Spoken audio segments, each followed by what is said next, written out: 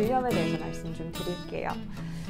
산부인과에 오시게 되는 가장 많은 원인이 질염인데요. 질염의 증상이랑 질염이 생기게 되는 원인, 그리고 치료 방법, 이런 거에 대해서 설명을 좀 드릴게요. 질염이 생기게 되면 증상은 대부분은 분비물이 늘어나죠. 그러면서 냄새가 나거나 가려움증이 동반이 되기도 해요. 진한 노란색이라든지 그 초록색으로 나오는 경우도 있고요. 하얗게 찌꺼기처럼 나오는 경우도 있고, 이제 여러 가지 경우들이 있어요. 그런데 누런 분비물이 나온다 그러면은 병원 와서 체크를 해보시는 게 좋고요. 이게 염증의 가능성이 굉장히 높거든요.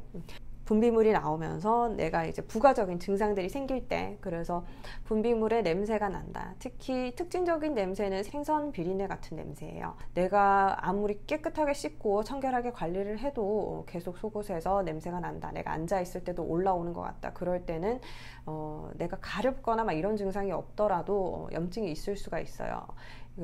질염은 가려움증을 동반하는 경우가 꽤 있는데요. 자궁 경부염 같은 경우는 가려움증을 호소하시는 경우는 거의 없어요.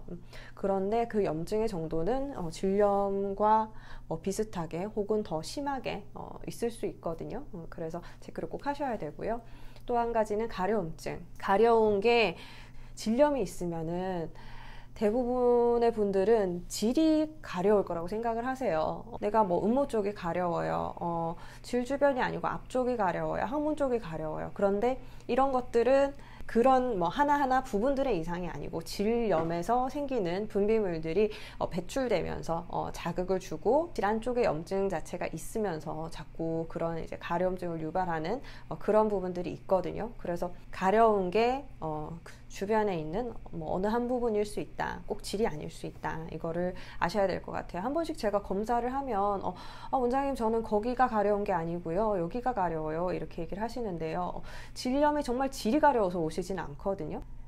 질이 가렵다는 분도 간혹 있어요. 가끔 있어요. 질 안쪽은 사실 그 피부처럼 가려움 이런 감각을 느끼는 게 많이 발달해 있는 부분은 아니거든요. 질 안쪽은 점막이잖아요. 점막은 이제 피부랑 달라요. 점막은 입 안에 볼 쪽에 요런 데 있잖아요. 요런 데를 점막이라고 해요. 그런데 우리가 안쪽이 염증이 생겼다 이래서 입 안이 가려워요 이렇지는 않으시잖아요. 통증이 있으면 통증을 느끼실 수는 있는데 입 안이 가려워요. 그런 거 못 느껴보셨죠? 그거랑 비슷해요. 질 안이 막 가렵고 그렇진 않아요. 그 기본적인 증상들은 이래요. 분비물이 있고요.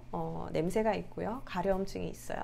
그래서 이런 증상들 중에서 뭐 어떤 한 가지라도 심하면은 병원 나와서 보시면 되거든요. 우리가 진찰을 해보면 그 분비물이 염증성 분비물인지 아니면 원래 생리 주기에 따라서 나오는 정상적인 여성의 분비물인지 구별을 하실 수가 있거든요. 정상적인 분비물이더라도 내가 찝찝하고 불편하시면 병원 나와서 뭐 소독을 받으시든지 뭐 그런 식으로 좀 치료를 하실 수 있는 방법도 있어요. 그래서 우리가 여기에 대해서 그 원인에 대한 검사를 하거든요. 질염의 가장 대표적인 원인은 가드네를라라고 하는 질 내에 원래 있는 균이에요. 질 내 상재균이라고 얘기를 하고요. 내가 갖고 있는 균이라는 얘기거든요.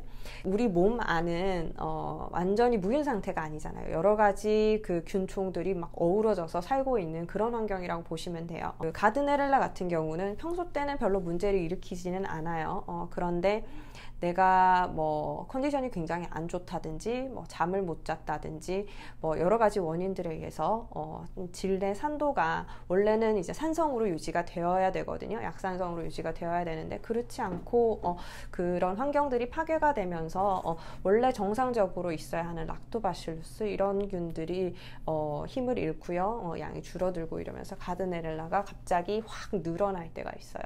그렇게 되면 이 균들이 이 염증을 일으키는 거예요.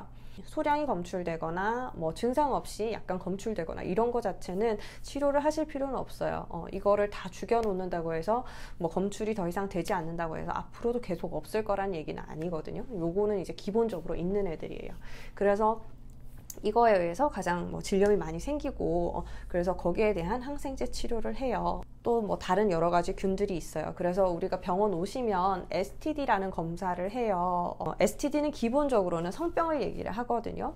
Sexually Transmitted Disease 이렇게 해서 그 성병을 얘기를 하는데 우리가 검사를 하는 그 12가지 균 중에는 성병인 것도 있고 아까 말씀드렸는 가드네렐라처럼 성병이 아닌 것도 있어요. 질염을 일으킬 수 있는 원인균들을 다 이제 찾아내는 검사라고 보시면 되거든요. 성병일 때도 물론 치료를 해야 되지만 질내상제균, 그 가드네렐라에 의한 질염도 치료는 해야 되죠. 아니면 계속 분비물이 나오고 불편하실 수가 있어요. 성병 중에서 제일 많이 나오는 거는 클라미디아 같아요. 그리고 성병이 아닌데 흔한 것 중에는 칸디다, 요게 있어요. 칸디다는 그 세균은 아니고요, 진균이에요. 곰팡이균은 굉장히 가렵고 분비물이 약간 두부 으깨는 것처럼 그렇게 나오고, 뭐 가려운 게 뭐 심해지면 항문 쪽도 가렵고 긁으면 더 가렵고 이런 식으로 이제 심한 증상으로 오시는 경우들이 많아요. 붓기도 많이 붓거든요. 근데 그런 증상들에 비해서 치료를 하게 되면 좋아지는 건 굉장히 빨라요. 좋아진데 이제 재발을 하니까 문제죠. 그래서 우리가 치료를 하는 거는요, 질염의 치료는 기본적으로는 세균에는 항생제, 진균, 아까 말씀드렸는 곰팡이균, 칸디다 같은 경우는 항진균제 이렇게 써요. 그래서 항생제는 뭐 균의 종류에 따라서 쓰는 항생제가 다 다르게 정해져 있고요. 한 번씩 병원 와서 그 물어보시는 게, 항생제를 꼭 써야 하나요? 항생제가 몸에 나쁜 거 아닌가요? 그렇게 얘기를 하세요.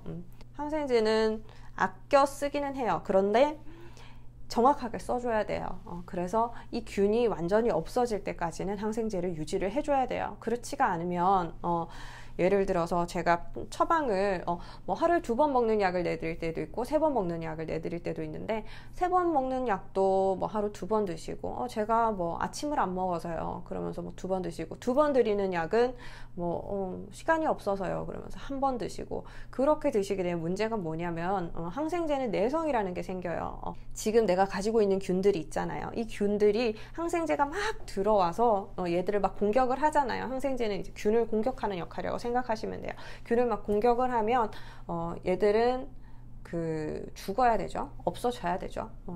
그런데 이 항생제가 충분히 강하지가 않은 거예요. 그래서 조금 나왔다가 조금 공격을 했다가 말다가, 그러면 얘가 막 회복을 하겠죠. 그럼 또 조금 공격했다가 말다가, 이러면 적정한 용량의 항생제에 적정한 기간 동안 들어가 주지 못하면 얘는 오히려 균이 항생제에 대한 뭐 면역력 같은 걸 획득한다고 보시면 돼요. 얘가 더 세져요.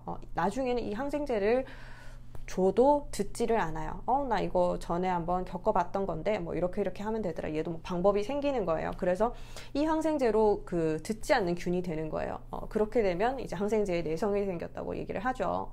그래서 그런 거를 막기 위해서는 우리가 항생제를 정확한 요법대로 사용을 해줘야 돼요.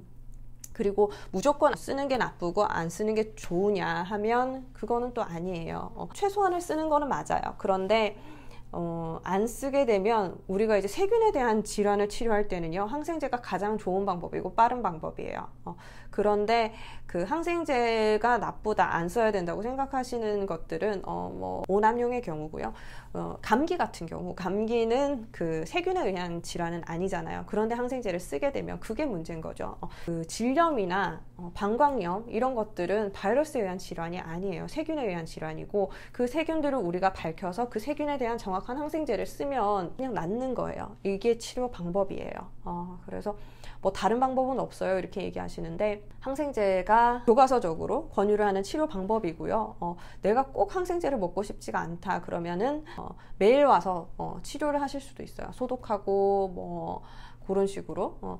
저는 약 안 먹고 질정 넣을래요 하시는 분들이 있는데, 질정도 염증이 있을 때 넣는 질정은 항생제 질정이에요. 그 안쪽에 그냥 항생제가 포함이 되어 있어요. 그런데 써보면요, 먹는 약만한 효과는 없어요. 내가 일주일, 뭐 2주일을 꼬박 넣어도 말끔하게 낫지 않을 때가 많아요. 그래서 저는 꼭 필요한 경우, 항생제 성분이 직접 닿아서 뭔가 이제 치료를 해야 되는 경우가 아니면 그 질정 처방을 많이 드리지는 않거든요. 그걸 선호하는 분들도 있어요. 선호하시는 선생님들도 있고. 그런데 제가 생각했을 때는 저의 치료 목표에는 별로 맞지 않는 것 같아서 자주 사용은 하지는 않거든요. 치료 방법은 항생제다. 그리고 칸디다 같은 거는 항진균제다. 썼을 때 굉장히 드라마틱하게 좋아져요. 일반적인 염증의 경우 항생제 반응을 잘 하면 2, 3일 내에 모든 증상은 없어져요. 그런데 본인이 이제 느끼는 거랑 실제적인 상황이랑 다를 수는 있겠죠. 그래서 저는 약을 3일, 4일 이렇게 드리고요. 그리고 약을 드신 후 반응을 다시 봐요. 그래서 이게 정말 그 좋아지는지 좋아지지 않는지 확인을 해보거든요. 그래서 뭐 좋아지는 경과로 가고 있는데 다 안 낫다 그러면 약을 좀 더 처방을 드리고요. 별로 반응이 없다. 이 항생제에 좀 맞진 않는 것 같다. 그리고 균 검사에서 다른 균들이 나온다. 그러면은 이제 거기에 맞는 다른 그 항생제 처방을 드리는 거죠. 그래서 결국에는 항생제예요. 종류가 다르다 뿐이지. 그래서 자주자주 소독을 하시게 되면 찝찝하고 이러신 거는 좋아질 수 있어요. 그런데 좀 오래 걸리죠. 그리고 자꾸 병원을 오셔야 되죠. 그리고 질내 환경이 계속 소독을 하는 경우에 그것도 정상적으로 유지되지는 않겠죠. 간혹 항생제에 굉장히 거부감이 있으신 분들이 있어서 항생제에 대해서 조금 더 길게 설명을 드렸어요. 보통 치료는 일주일 치료 정도를 한다고 보시면 돼요. 우리가 그 일반적인 균, 그러니까 가드네릴라 이런 균에 대해서는 다시 막 검사를 하거나 다 나았는지 꼭 확인을 해봐야 되거나 그런 거는 아니에요. 그렇지만 클라미디아라든지 뭐 고노레아라든지 이런 그 임질균 같은 거 그런 성병의 경우에는 꼭 치료 후에 한 달 정도 지나서 다시 확인을 해요. 이게 완전히 나은 게 맞는지. 완치 검사라고 얘기를 하거든요. 그래서 요거 검사를 해서 다 나으셨습니다 말씀을 드리고요. 치료가 끝난 지 3개월 뒤에 한 번 더 검사를 하거든요. 그거 검사하는 거는 재발되는지 검사를 하는 거예요. 재발을 좀 잘 해요. 특히 성병 같은 경우는 남자도 걸릴 수 있고 여자도 걸릴 수 있잖아요. 서로 옮을 수가 있어요. 관계하는 사이에서는. 그러면 내가 치료가 잘 됐더라도 남자친구나 뭐 남편이 치료가 잘 안 됐다. 그러면은 다시 또 걸릴 수 있겠죠. 치료를 안 해서일 수도 있고 치료를 했는데 거기에 대해서 반응이 안 좋았을 수도 있어요. 결국에는 또 가지게 되는 거예요. 내가 치료가 분명히 끝났는데 없어졌는데 다시 생기는 경우가 제법 있어요. 그래서 다시 한번 확인을 하시는 거거든요. 그래서 그렇게 치료를 하고 나시면 막 이게 내 몸 안에서 재발이 된다든지 그렇지는 않아요. 그냥 그 외부에서 또 다시 들어오게 되는 거예요. 그런 식의 이제 재발은 있을 수도 있어요. 성병은 그렇죠. 그런데 가드네릴라 같은 경우는 내 몸에 계속 가지고 있다 그랬잖아요. 이런 거에 조금 취약한 분들이 계세요. 좀 피곤할 때마다 컨디션이 안 좋거나 잠을 못 자면 뭐 가드네릴라, 칸디다 자꾸 올라오는 거예요. 세균성 질염도 생기고 뭐 가렵고 뭐 냄새 나고 이런 경우에는 그때그때 이제 치료를 하는 것도 중요하지만 안 생기게 예방을 좀 하는 것도 중요하겠죠. 그래서 내가 좀 불쾌함이 있거나 혹은 그 관계를 한 후에 질염이 꼭 생긴다, 방광염이 생긴다 이런 분들은 질세정제를 사용을 하시거나 아니면 질정 있죠. 관계 후에 질정을 하나 넣으시거나 그런 거를 권유를 드리거든요. 그런 것도 나름의 효과가 있어요. 그런데 아예 안 생기게 만들고 싶다. 내 그 기본적인 질내 환경을 좀 튼튼하게 만들고 싶다. 그러면은 질유산균을 좀 계속 드실 거를 권유를 드리거든요. 질유산균은 먹어서 들어가는 방법도 있고요. 질내 삽입하는 방법도 있어요. 삽입하는 게 이제 다이렉트로 들어가기 때문에 조금 더 빠른 효과가 있겠죠. 그런데 그렇게 매일매일 넣는다는 게 쉽지가 않잖아요. 제가 처방을 드려보면 일주일 이상 넣는 분들이 잘 없어요. 유산균 같은 경우는 다른 뭐 영양제 복용 많이 하시잖아요. 그런 거 드실 때 하나 그냥 얹어주시면 돼요. 그 균총이 형성되는 데는 시간이 좀 걸리기는 하거든요. 석 달 정도는 꾸준하게 먹어주면 그 재발이 아예 안 되는 건 아닌데 재발률이 좀 많이 떨어져요. 그래서 저도 질유산균은 계속 복용을 하고 있고요. 저도 피곤하면 칸디다 좀 생기는 체질이에요. 조금 냄새가 나거나 아니면 이제 가렵기 시작하거나 그러면은 컨디션이랑 많이 관련이 있기 때문에 조금 안 좋다 싶으면 무조건 자요. 잠을 많이 자요. 잠을 많이 자고 잘 먹고 푹 쉬고 이러면은 좋아지고요. 그래도 증상이 계속 남아있다 이러면은 약을 먹어야죠. 그래서 병원 나와서 체크를 해보시는 게 맞고요.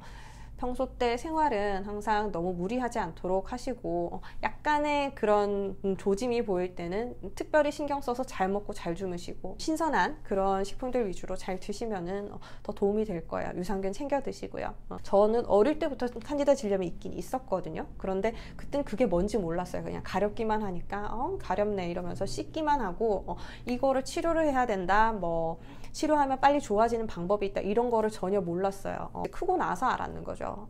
그래서 학생들도 이런 걸 갖고 있는 분들이 많아요. 특히 뭐 오랜 시간 앉아서 공부하고 이런 수험생들 잠도 못 자고 막 힘들잖아요.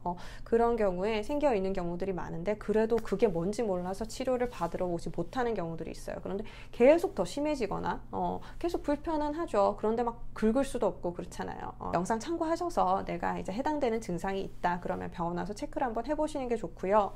우리가 뭐 성관계를 한 적이 있으면 질내 검사를 해요. 그래서 분비물도 채취를 하고 STD 같은 검사도 하는데 관계를 한 적이 없는 학생들 같은 경우는 그냥 시진하고 그냥 분비물 정도 채취하고 이런 정도 검사를 하거든요. 그래서 이게 막 산부인과 오신다고 해서 다 침습적인 검사를 하는 거는 아니기 때문에 내원에서 상의해 보시는 게 도움 될 것 같아요. 감사합니다.